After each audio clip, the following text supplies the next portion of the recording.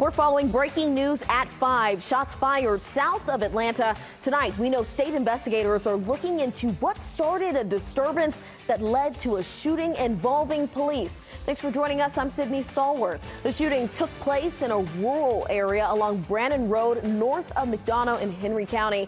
Atlanta News First reporter Joshua Skinner has been out there all afternoon collecting details. Joshua, this all started as a domestic disturbance that spilled outside.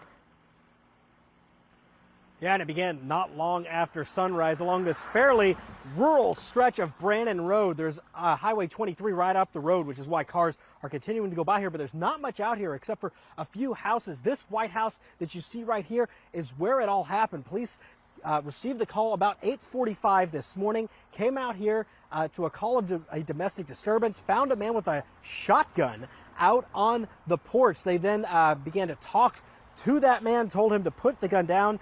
He did not. He is identified as Greg Hamilton, age 38.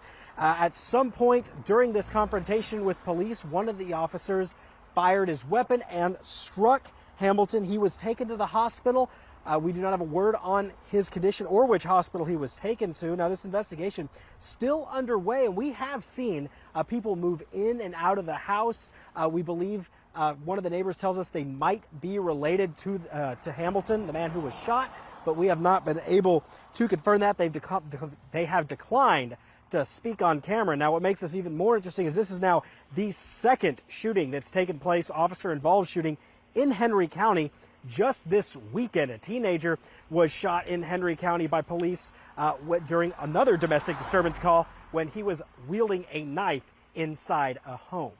Reporting live in Henry County, Joshua Skinner, Atlanta News First.